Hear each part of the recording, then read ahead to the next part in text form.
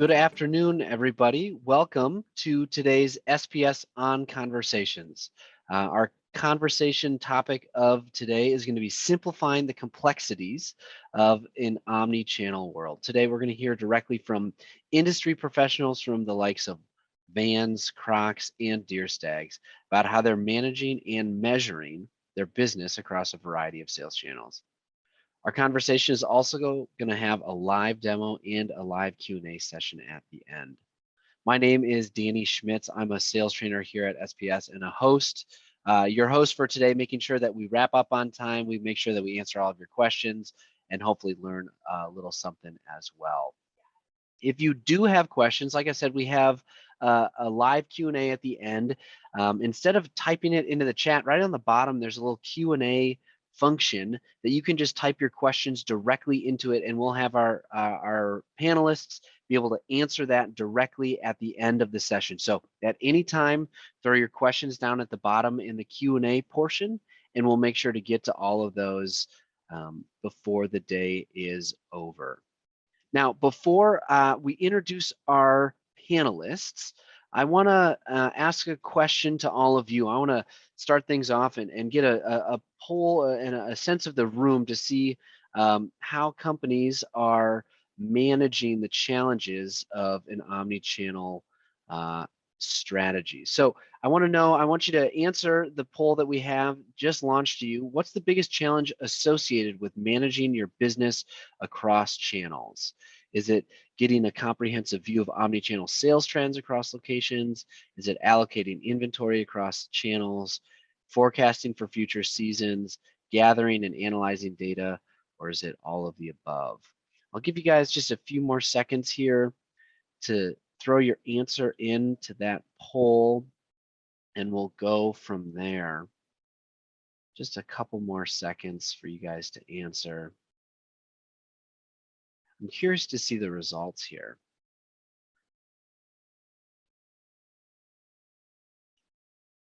So it looks like most of you chose all of the above, which I'm not surprised at all, right? With the complexities that exist within omni-channel strategy today, all of these things seem to be pretty important for you guys. And so we're really excited to see how that will shape the conversation that we're about to have. So now I think it is time to meet our panel. We are very excited to have some experts from our field today. First and foremost, we have Lori Arakawa, who's a manager of U.S. Wholesale Analytics from Vans. It's great to have you here, Lori. Thank you. Next, we have Dana Christie, a senior digital analyst at Crocs. Welcome, Dana. Hi, thank you. Then we have Elena Margolis, the president of Elena Margolis Consulting and a consultant specifically for Deer Stags. Hi, Elena. Hi. And then on the SPS side, we have Colby Bolin, who leads our analytics sales team and will be one of our facilitators today. Thanks for joining us, Colby. Hey, everybody. And finally, Claire Kraskowski, a retail intelligence manager at SPS. She helps customers use their sales and inventory data effectively. She'll be the one providing the live demo later today. Hi, Claire. Hi, thanks for having me. Now, Colby, I'm going to hand the keys over to you, and you can take this conversation with our panelists. Colby. All right, thanks, Danny. So really excited to have the panelists here share a variety of perspectives on this topic. It's a hot topic. That's why you are all here, is to hear about how people are solving some of these challenges. So before we get into that, we're going to start off with some introductions just to get a better feel for our panelists here. So Lori, would you mind briefly kicking us off? Sure. Hi, everyone. My name is Lori. I've been with Vans for 8 years, managing the wholesale sales and analytics with an amazing team. I couldn't do it without them. If you're not familiar with the Vans brand, we are a leading action sports and lifestyle footwear and apparel brand that originated in 1966. We have 56 years of rich history and DNA in surf, skate, and snow. Our North American headquarters are based in Costa Mesa, California, which is where I'm at. It's nice to meet everyone.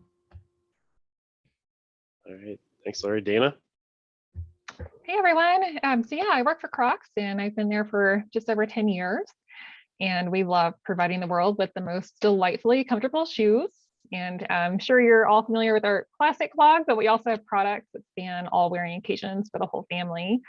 And lately, we've been having a lot of fun with unique and quirky collaborations with other brands and celebrities. So when it comes time to forecast how many marshmallow peep clogs we can sell, that gets super fun and interesting for us. Most of my time at Crocs has been spent in various planning roles, but I now focus on our e-tail analytics. Hi, everybody. I'm Elena.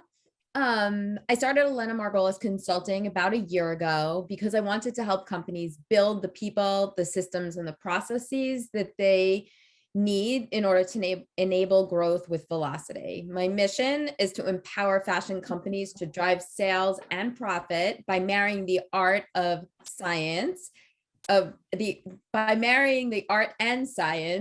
merchandising and planning.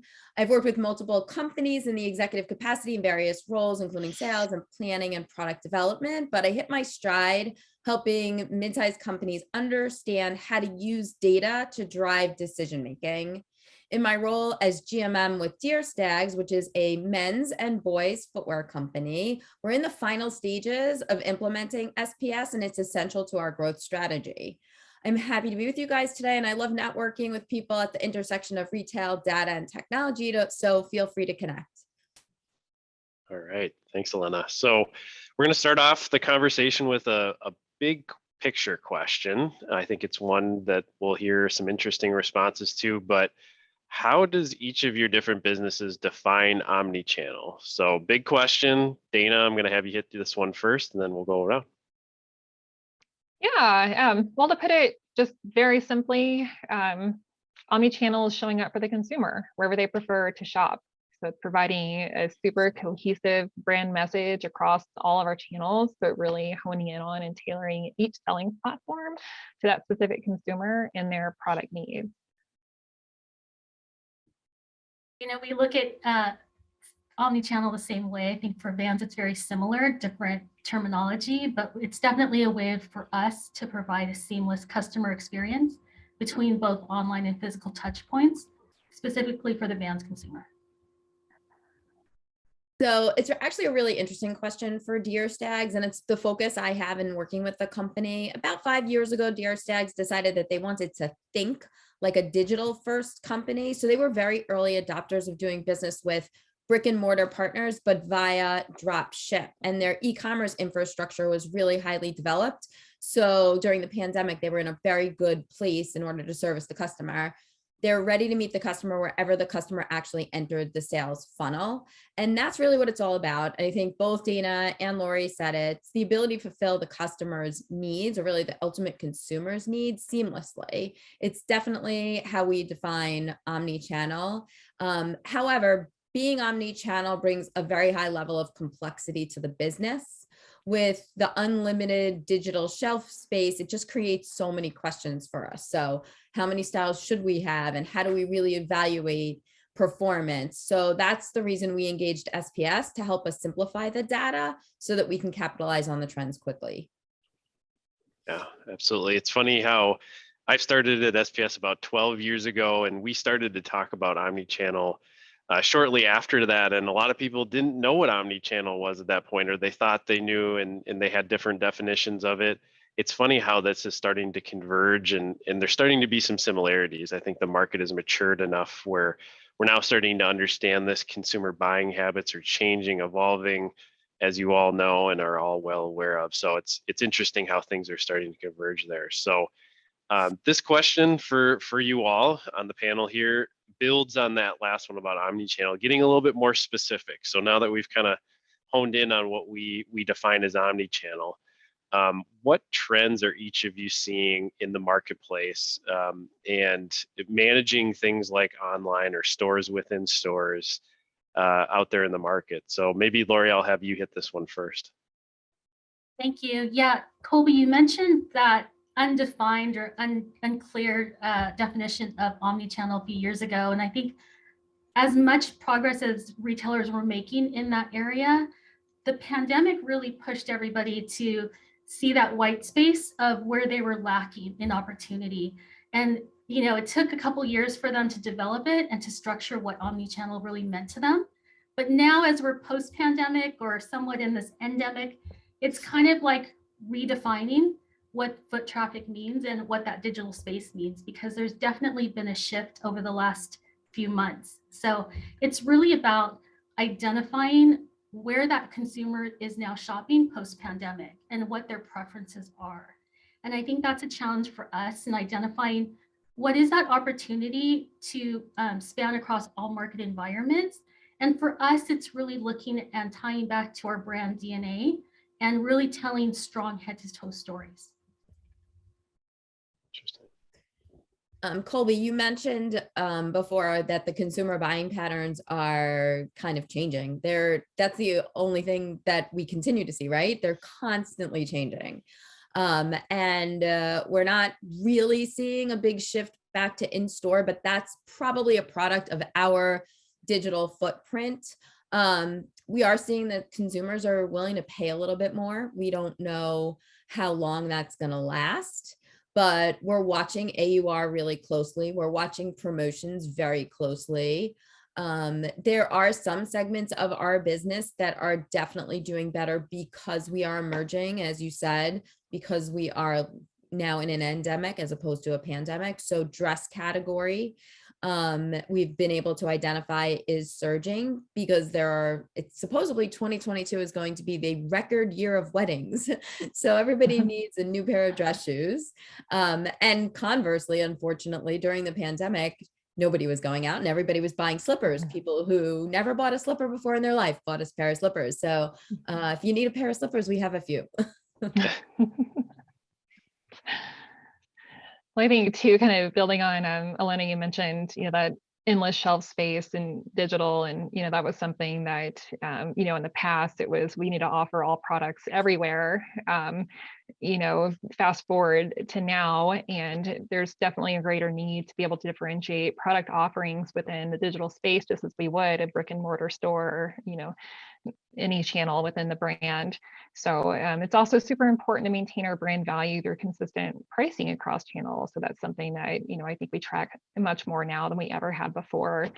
Personalization has been something that's been really important to consumers lately, and feeling unique, showing their personality, and being able to capitalize on that has been huge as well. Then I mentioned collaborations earlier. We definitely try to give our consumer a reason to buy with super targeted products that are launched in conjunction with our retail partners. So a couple of examples are, we did a 90s Clueless package with Zappos. It was huge. And most recently, a Cinnamon Toast Crunch launch with Famous Footwear. So giving a consumer a reason to go into the store or a reason to look towards certain retailers for specific products, I think keeps all of our retailers relevant and the brand relevancy as well for a consumer.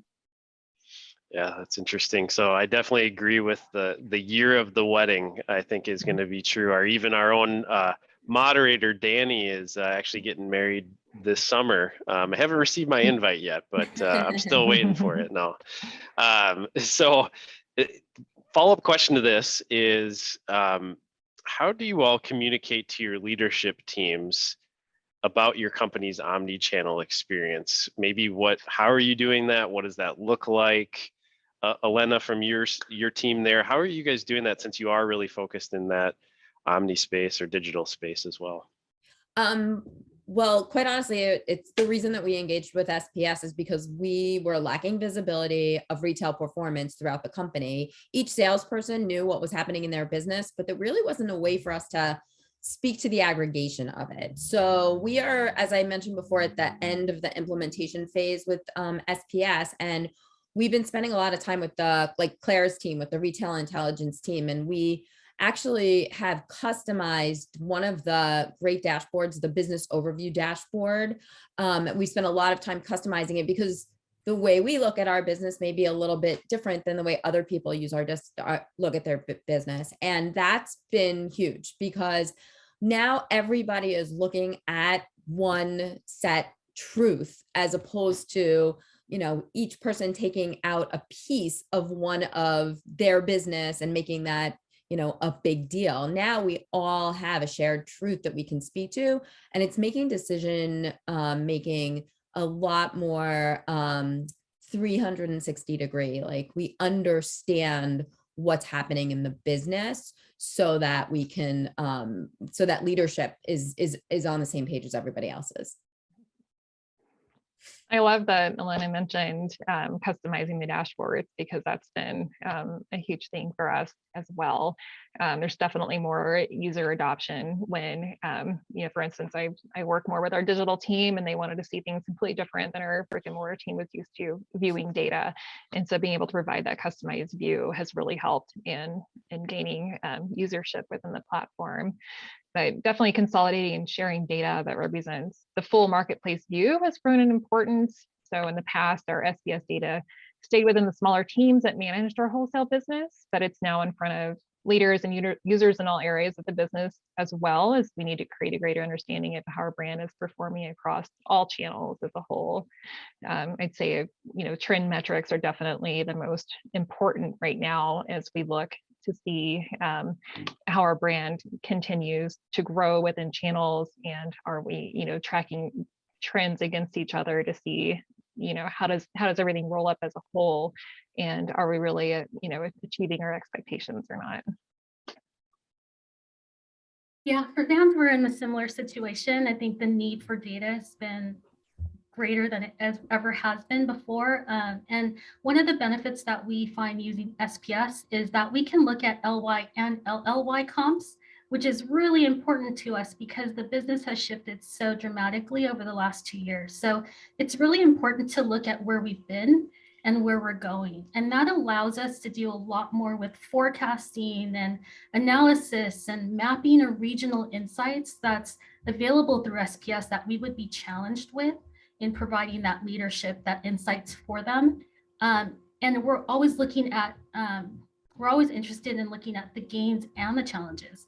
So what are the wins and the losses within the business that we need to work and truly strategize on? One of the things that we actually used on the dashboard, which has been really important from an omnichannel perspective, is the Sps Location Analytics. That's really helping us isolate our brick and mortar business from our e-commerce business. And it's obviously very important because we want to make sure that we understand what the trends are. And especially coming out of 2020, where everything shifted, we can now see how the brick and mortar business is building back. Yeah, that's been a huge hit with a lot of our customers. And I get to hear about it all the time, which is great. And if the group here that's on the webinar is looking for an article to kind of learn more about that, or even some of the challenges, our CEO and president, Archie Black, just released an article about his experience with working with the different brands. It's titled How the Pandemic Saved Brick and Mortar Retail, and what his experience is with working with retailers and suppliers, and how they're now utilizing their brick and mortar stores as a true advantage. So an interesting read there. If you go out and Google it, Archie Black, our CEO, just put that out there to the world, and kind of what his thoughts and perspectives on it. So take a look. Yeah. There was a question actually in the Q&A regarding exactly this, that somebody had asked that they find it difficult to separate those two things out. So certainly the location analytics is allowing us to do that. And my understanding is it's a relatively new feature. It is. Yep. It is something that we did, mostly driven by customer interaction, right? And what our customers needed. So we're also releasing a lot more, going to be releasing a lot more analytics around Amazon and how they work, because we know that's a hot topic for almost everybody that's working within that digital space. So great to, be able to release those type of updates to you all and people that will be subscribers in the future. So, all right. So good insights there. Touching on that a little bit, all of you, and from talking with you, have seen retail supply chain challenges, and many people on this webinar, I'm sure, have too. A lot of things going on, but as we head into the summer, what are some positive trends or opportunities that you all see on the horizon? So maybe Lori, will have you hit that one first. I do have to say that this is a super challenging topic for everyone, especially this panel, to address. And for speaking on behalf of Vans, I mean, and maybe it's across everybody, but we are approaching it definitely with a lot of caution and a lot of flexibility. I mean, that's just two key words for us to drive forward. We want to ensure that we continue to have healthy inventory levels, which we manage by analyzing weeks of supply, sell-through percent, selling trends, all of those and much more in order to adjust the flow of our product. We know that space is key. Like we want to make sure that it's a driving factor and not something that's withholding any retailer or warehouse. And I know that everyone's doing their best that they can during this time and waiting for supply chain to improve. I mean, we're super excited and looking forward to back to school season because that's a key season for us. And we want to see what those trends are and what the new trends coming out of the pandemic would be. I alluded to it before, and Lori did just now. The only thing constant is change when it comes to supply chain. Every single time we think we're getting our feet on the ground, we are thrown another curveball. So what we're doing is we're just focusing on the big items. We'd rather miss a sale on something that's aspirational than disappoint a customer who by not having a product that they want, that they love, that they are looking to replace because they haven't needed it in a few years. So similar to Lori, we are constantly looking at our weeks of supply to make sure that we adjust accordingly with our factories. We are paying a lot of attention to our in-stock by size because that's, just if we sell one more unit in one size in one store, I mean, think about the profitability that we get from that. So I would say that the most positive trend is that, to be honest, retailers are just, being partners in this. They understand the problems that we're having. They're having the same problems. They're more cooperative than they've ever been. And, we're holding hands and walking through this together. And supply chain constraints in the Crocs world too, for sure. And I think especially challenging since the brand just went through such a huge and rapid growth phase through the pandemic. And during that time, there's definitely a big appetite for just, leisure, comfort, core product. And lined clogs that people wore as slippers, things like that. And as we look, toward the summer and back to school and how this year is going, there's definitely more of a fashion forward push, and consumers they have more wearing occasions now. They're out in the world, and we're seeing other products trend that had been a little bit slower before. So being able to keep a keen eye on our trends and our weeks of supply across our channel and our different retailers, understanding where we need to make adjustments in the supply chain now before it's too late, has been very important. Mm-hmm. Yeah, Lena, I think you said something interesting there, is that the brands and the retailers are working together more, or they're having to work together more than they ever have. And I've been in this business at SPS for a long time, and I see more data sharing and information share happening, not only because of necessity, but because the retail partners are realizing that they need to, and that's part of how they become more efficient and how they work together with their brands, is to be able to provide that data. And I'm seeing brands use it in a very responsible and very proactive way in a lot of cases. And so that's been a really big trend, the acceleration there that we've seen within our network. If a partner or a retailer hasn't shared data in the past, odds are that they are now sharing some format and fashion. And so that's been a huge trend. Our explosion of our network and the amount of people that are providing data to their brands is just, it's gone crazy. So I can definitely echo that from a service end, that we see that a ton. So yeah, I would love to address that point, because we recently had a presentation from one of our large retailers, and they presented us with their 2023 opportunities. And one of those opportunities was to increase the penetration of their replenishment business. And that dovetails perfectly onto what we're trying to do from a strategy perspective.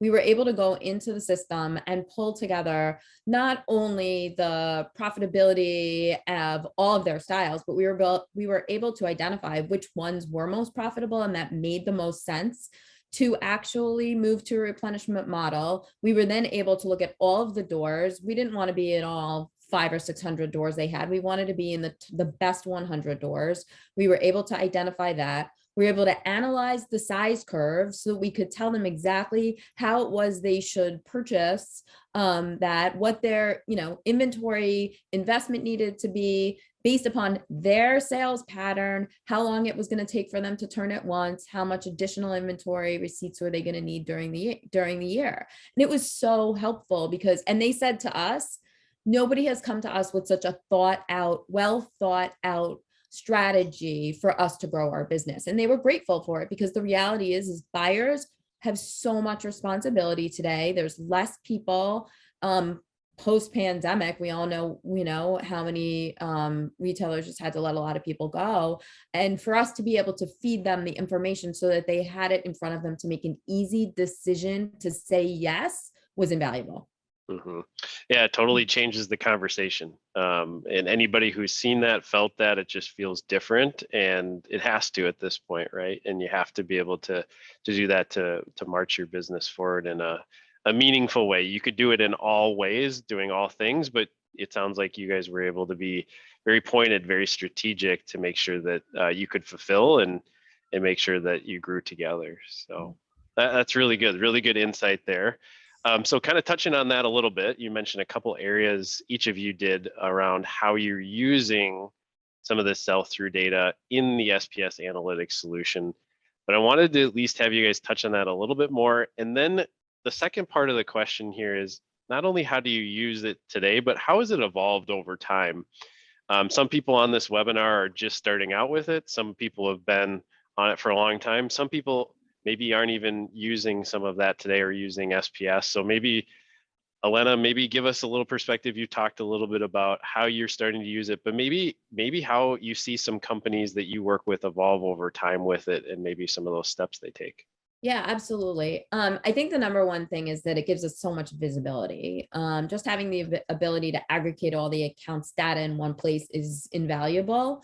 But I think that the way it's evolved over time is, it's all about adoption rate. You could have given all of your planners and all of your salespeople access, but if they're not going to use it, then it's a waste of time and energy for everybody. What we have done is we've kind of made it a requirement for everybody to be trained in using the platform. And the evolution of that is that they have become very autonomous. Whereas in the past, planners needed to feed information to salespeople. Now salespeople feel comfortable going into the platform and finding out that information very quickly for themselves. And I think at the end of the day, knowledge is power, and they feel so much more empowered about their business because they have all of that data in front of them. Yeah, for sure. I've been using SPS data for over 6 years now, and I've definitely seen a huge change at Crocs. Whereas, before it was pretty limited in use, and just, kind of the different business owners trying to understand their own business trends and how to plan and make shifts. Now there's definitely a bigger broadcast of the information, but we're taking it from, just merely understanding business and setting goals around, taking our wholesale goals really and translating that into retail sales plans, so that we can understand, okay, with the growth that our brand is experiencing, what type of retail sell-through should we expect? And that's tailored to opportunities at each retailer, so that we can have a good understanding of how things should be going, and will that support our wholesale plan so that we can pivot quicker in managing our inventory across channels. So being able to use our historical data out of SPS to really drive our own retail sales plans has been kind of a game changer for us. And then additionally, the focus on digital, I do a lot to integrate data for a better understanding of overall business performance. So whether it's pulling some Amazon metrics into the platform via expanded insights, such as our stock rate or lost buy box rate on products, or taking SPS data and marrying it with traffic and conversion numbers, or even marrying it with our Amazon marketing search metrics, understand, is our marketing really affecting our product sell-through on what we're targeting? Those types of exercises have really given us a better understanding of just the business as a whole.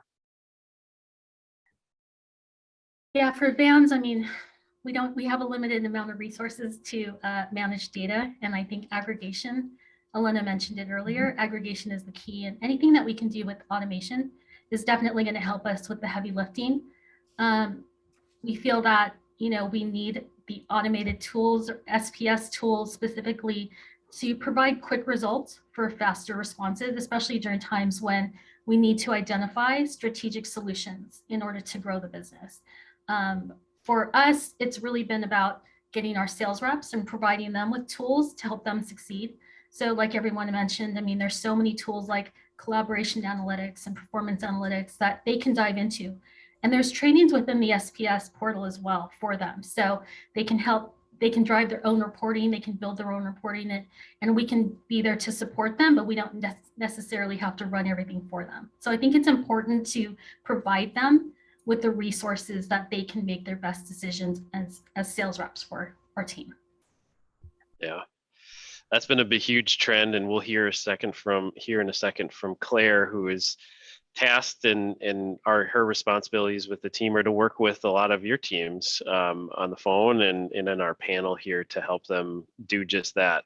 One thing I'll give you from, we talked about the growth and expansion of our network here at SPS, and each one of you talked about how things have evolved in your business through Omnichannel, through digital, through different areas. And that has been some of the most requested data and information through our platform is how do you start looking at things like online specific channels, right? Whether that's Amazon or other, if it could be marketplaces, could even be their own website where they're doing more direct to consumer shipments. And that has been immensely popular, immensely successful, and it helps bring that current state of the business all together. So we're going to give our panelists a little bit of a break here, but they're going to be back for Q&A. So keep putting your questions down below there in the Q&A button. It looks like we've got a couple already, but I hope to see a bunch more there, and we'll take some time to do that at the end. But I'm going to bring in Claire. Claire is going to give us a little bit of a run through here on some of the things that she works with companies on, and she's one of our experts in helping our businesses and our customers understand their performance across channels. So Claire, I'll hand it over to you here and take it away. Awesome. Thanks so much, Colby. So as our panelists today just illustrated through many of their own personal examples, managing business through an omni-channel lens is something many of our users are working through and are using our analytics solution to highlight key data points to help them make informed business decisions. So my team and myself, the retail intelligence team here at SPS Commerce, have been assisting our users by utilizing location type for channel attributing to better understand what is driving performance and where, in order to ensure inventory is stocked in the right place to continue to drive sales. Understanding channel performance allows users to apply their learnings to better assort, plan for the future, and show up for the customer no matter what channel they want to shop in. I loved our panelists all kind of echoed that earlier on, so I thought that was a great thing to throw in here as well. So with that, I will go ahead and share my screen here in just a second and hop into the tool to showcase how we can do just that.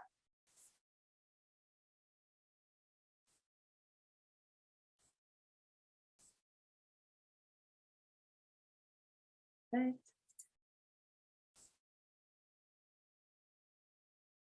All right, so many of the comments from our panelists today were about a way to share insights across teams and at the leadership level.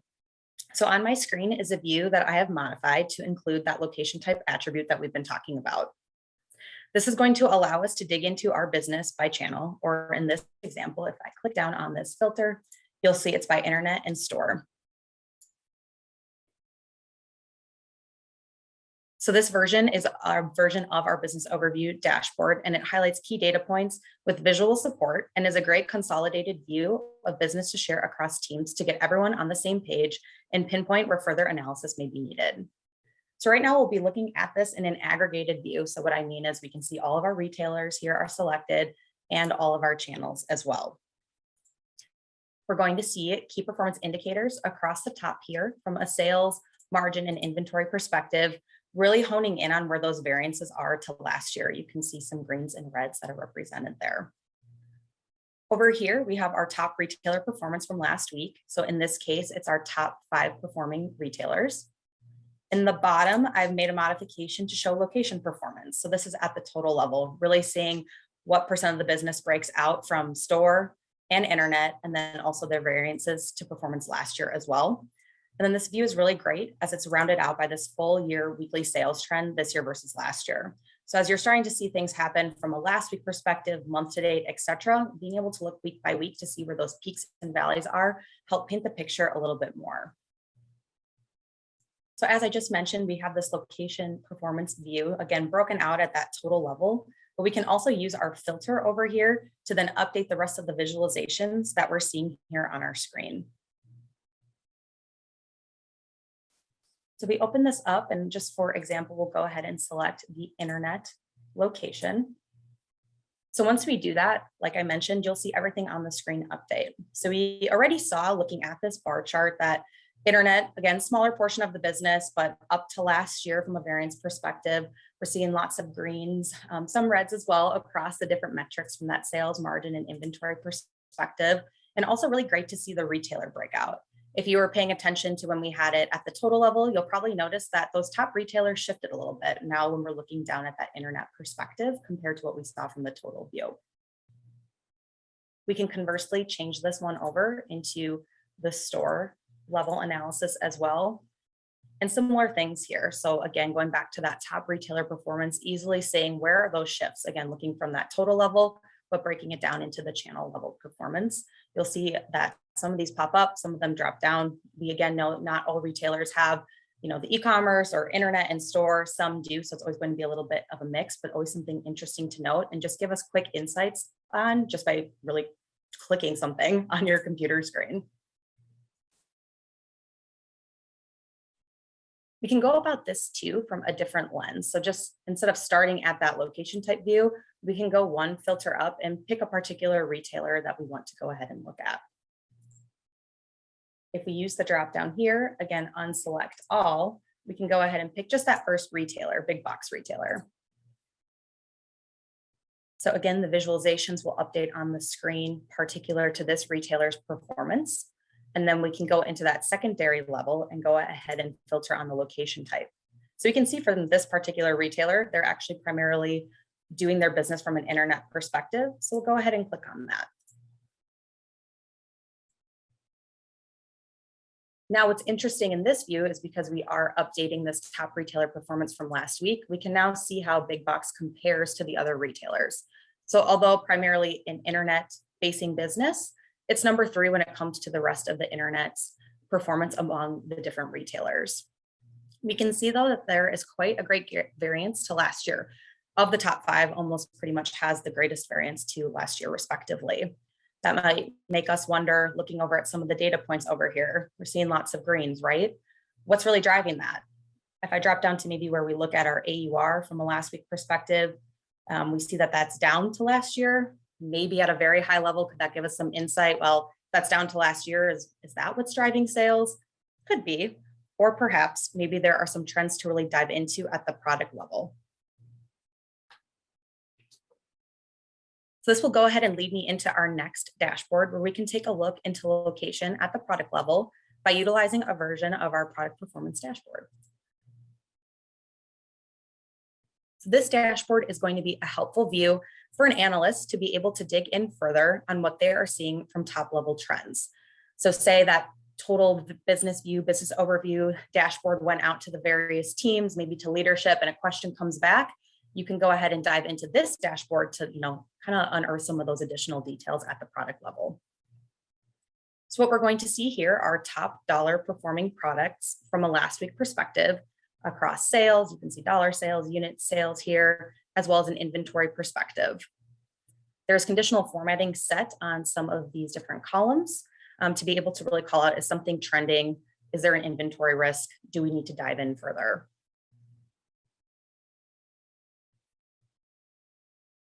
So like the first dashboard, anytime you're running these, it's going to be at that aggregated view. So again, we're looking at all retailers here and by all location types. So if we went over here and filtered down to a retailer, down to a location type, just like that dashboard we were just looking at, all the visualizations on the screen would go ahead and update. So I know I focused a little bit on how that we were looking at your top product level performance based on sales from last week in this grid here. If we navigate actually over here to these two visualizations, we see a ring chart here that's broken out by subcategory. This is really helping us to see what is the percent breakout of my total business. So what are those subcategories that contribute most? Again, just from a last week dollar sales perspective. The bar chart below shows something in a similar stance, but it's showing now the variance to last year by subcategory, just really helping you draw the eye in on the different areas that you may want to focus on with great variances or that larger portion of your business.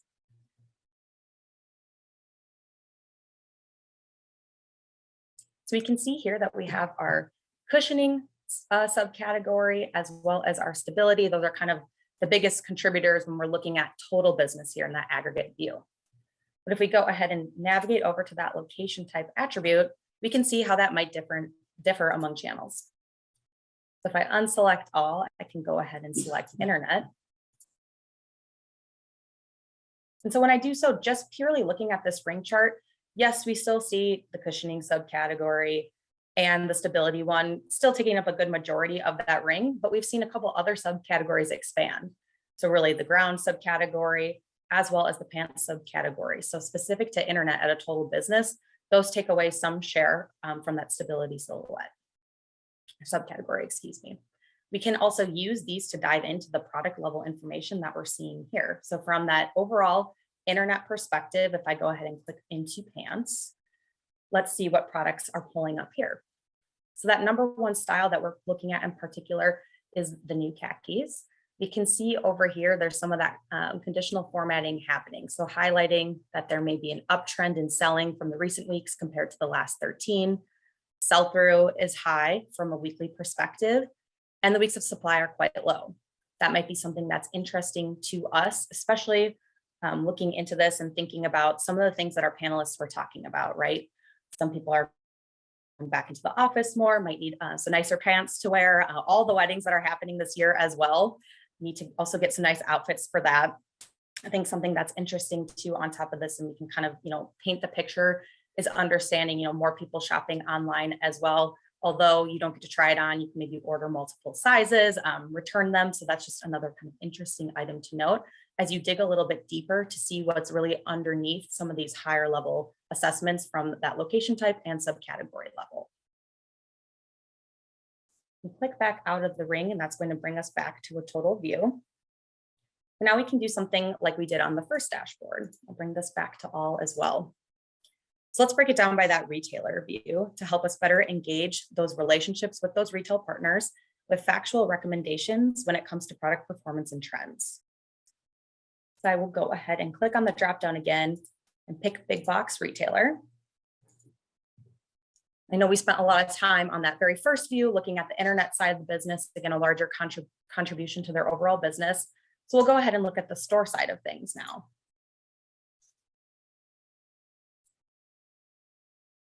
So again, just looking among these products, using that conditional formatting to kind of help draw our eye in, especially as we know it's the top performing products. So we want to make sure those ones are still driving. So if I go over now to my number 7 product, I see the Simple Cushioning Sock Limited. Again, similar to what we saw with the new khaki pants. If I go over to this side, again, we're seeing an uptrend in sales.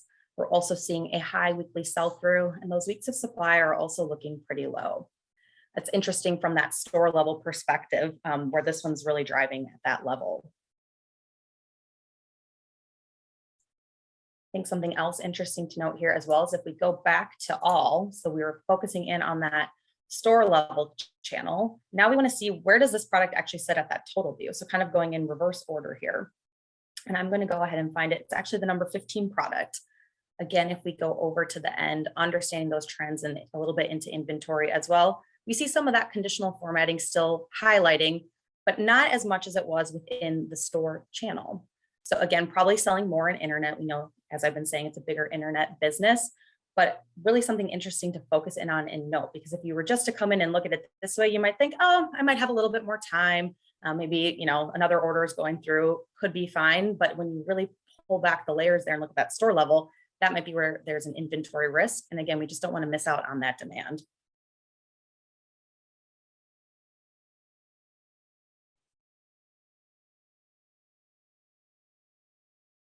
So I do really like this view. I think it gives an easy way to be able to layer in channel as an additional level of detail. But if I continue to keep my analyst cap on here, I'm going to make a copy of this exact view with a few tweaks to give us even more of an inventory drill down to focus my attention to styles that could be at risk. I navigate over to the next tab here. Again, it's going to look very similar to what we were just looking at. Something that's a different way to use that location type attribute aside from just the filter here is if we open up that data sets panel and pull in the location type attribute into the grid. So now we can actually see that listed out next to each style. Where specifically are those sales coming from a location perspective? We could sort on style this way, which would allow us to then pull together the style numbers that sell in both locations. So that kind of gives you a quick little comparison in this view for those styles that are selling in both channels. But as I mentioned, I really do want to kind of take this more from an inventory perspective. So I know we were looking at sell-through, weeks of supply, really highlighting where a product may be uptrending and therefore at risk. But let's actually do a sort on weeks of supply. So that weeks of supply metric is a great one, kind of a good gut check on inventory health, since it's taking how you've been selling on average recently with your on-hand inventory position and really understanding, okay, well, if I continue to sell at that rate, how many weeks do I have left of selling really? So if we go ahead and sort on this metric,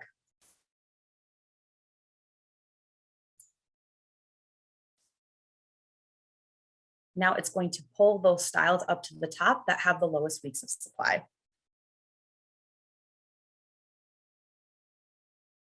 We'll go ahead and filter down to our retailer partner again, just to give us some more insights. So again, we see those first two products up here with really low weeks of supply. Something to highlight here, they have what appears to be like those other products that we were already looking at, trending in sales, high variance from a weekly perspective. These might give us a little bit of pause. Something else that we might look at is this Master Coat Limited style. It's just my next one where I'm seeing some of these yellow boxes highlight, but it seems to actually be downtrending. Now, a couple of things to say about both of these different examples here is, sure, maybe we would actually expect this product to be uptrending. Maybe that is, we're trying to get out of it, or it's a different season, something along those lines, or it might be the exact opposite. And that might be not very good for us to be happening right now. We actually are seeing this at the store level, again, for big box retailer. So they might have the right assortment and inventory in place to sell on the channel that produces the most for them, but maybe the store channel might be lacking a little bit in some of that inventory perspective. You can couple that analysis with looking at, what units do I have on hand at a total level? And do I have anything coming up on order at all? Hopefully not zeros in this example, but that would be something, especially with these two products up here, that 68 and 12 units on hand left across, the stores that they may be in. That might, again, be something that we want to dive in a little bit further. Now, we don't have that view right here on this dashboard, but we've been talking about, providing that seamless experience from an omni-channel perspective. We also want to have a seamless experience when you're analyzing data. So something that could be taken as a third kind of level into this whole analysis would maybe be pulling a report at this particular retailer level, filtered on, these particular styles, and then pulling in store level, seeing, is this coming across the board? Are there a couple stores that it's coming from? Are those top stores within that particular retailer or high foot traffic where we know if we don't get inventory in stock, we are going to miss out on that demand? Could be something that can be adjusted for now, Obviously knowing that there are some constraints here, but also can help us better plan for the future to not have that happen again.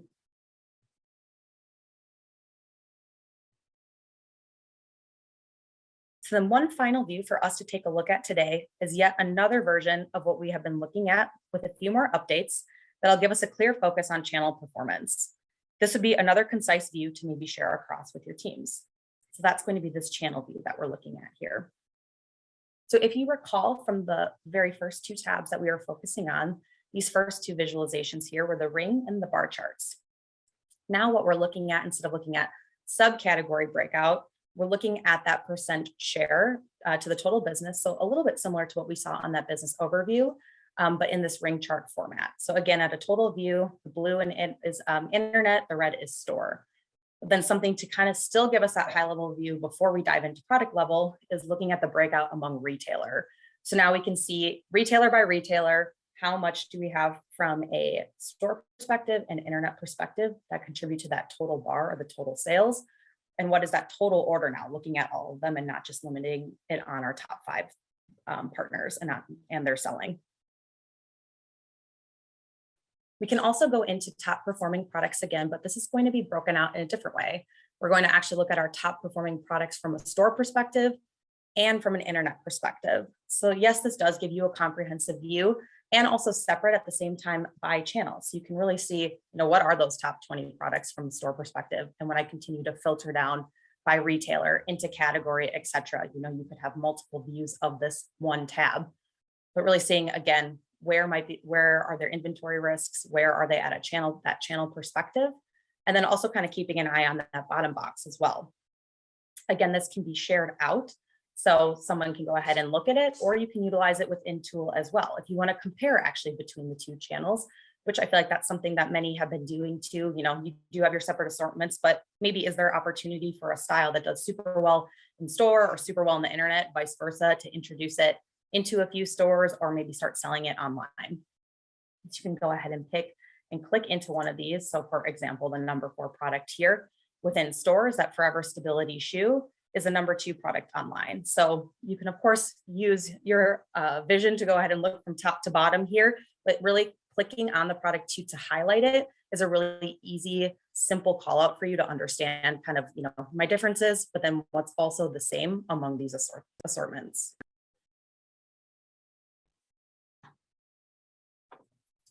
So utilizing each of the views that we walked through today, various users across an organization can eliminate the time needed to gather and summarize this data, and rather rely on a few of these dashboards that we looked at today.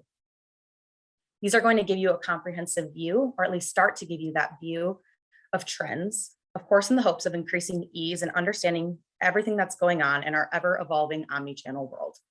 And with that, I can wrap up the demo here and hand it back over to Colby and Danny.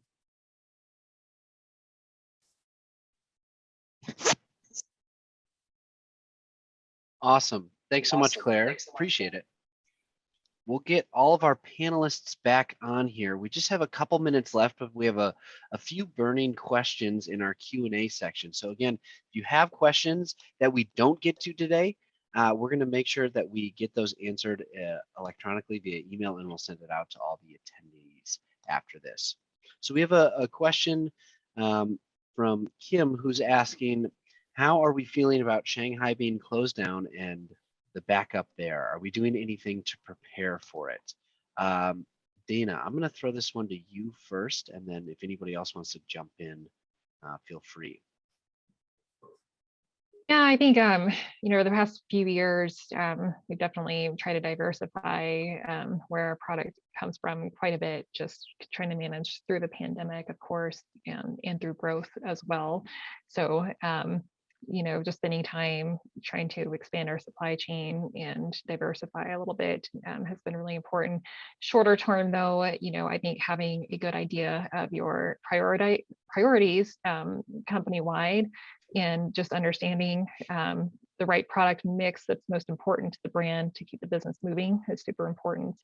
And also just consolidating where you have to. So we've been in situations again and again where we've just kind of had to cut the tail of the line and just kind of hone in on what's most important to the brand and what's most important to support through issues like this that come up. Absolutely. Anybody else want to add anything to that? I would just echo exactly what Dana said, to be quite honest. It's like I said before, the only thing constant is change. So we are typically trying to be as nimble as potentially possible, and factories are helping us do that, which is great. So they're being flexible as well. Same for us. I mean, diversifying where our product comes from has been a challenge over the last several years. So I think we have to take it day by day and just make the right decisions. And if that means changing our process slightly to accommodate these shifts and these changes, then that's what we have to do. Awesome. Perfect. So we have another question from Kevin. Kevin is asking, how important is it to collect data from outside of your company to identify potential trends that you could be missing in your own sales and inventory data, both retail and non-retail, i.e., what trends are other companies seeing in sale data and stats from economists? And would that be available on SPS? Colby, I'm going to throw that to you first, and then I'll have our other folks jump in after that. Yeah, I mean, definitely a big question there, Kevin. So but it's a very good one. I think you heard a little bit, at least, about the importance of collecting data outside your organization. Specifically SPS, we do see organizations importing other data outside of just sales and inventory data into our solution in some limited capacities. So we have had that, things like weather, things like maybe plan or forecast data as well. So there are opportunities to do that as well. But in non-retail data might be something like Dana talked about, which would be more like PPC or pay-per-click type data that's maybe falling into more of an e-commerce realm, or maybe that's something not about sales, but more about traffic, right? And driving, things like that. So all very important, obviously, in terms of understanding your brand and your product, but also kind of along an evolution, right? And starting with a crawl, walk, run approach. So, and depending on where you're at, that could be right now, it could be something in the future, but it is something that SPS is supporting in some capacities. And if you have more questions on that, happy to kind of dig into your specific example as well.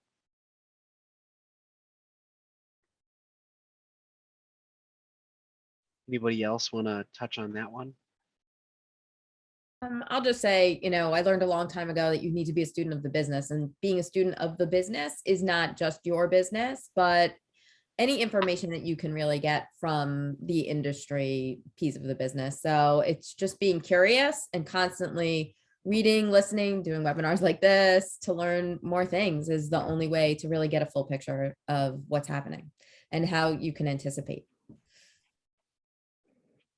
And I'll just tack on with one more thing too, utilizing our SPS data with other analytics partners as well has definitely, kind of broadened our view of our business and how it sits within other competitors too. And so, being able to say, okay, here's my 5 key products that I'm going to push on Amazon, for instance, and how do I measure that against what other brands are doing and how successful my marketing is, and tracking my sales against those products. Kind of bringing that all together really tells a full picture. So I would say, don't be afraid to get creative with how you view the data and how you leverage it and where you pull it into, and to give you that full story of what's going on. We also have really great relationships with our retail partners. So it's not that we can get our hands on raw data, but it's definitely by word of mouth and really getting an idea of what trends are happening across other brands. So it's nothing concrete that we can implement through the system, but it's definitely something that we use to weigh our judgments and understand what's happening in the business. Awesome. Well, thanks everyone. We are just about at time here, so I want to make sure that we're getting everybody out with the information that they need. We really appreciate everyone showing up this afternoon for hopefully a tip or 2 or 3 that you got. We would love to hear your feedback from today's session. So if you scan this QR code and fill out the survey, we'll send you $5 for coffee next on you. We would really, really appreciate that. Again, if you have any further questions, you can contact Megan Becker. Her email is on the screen here.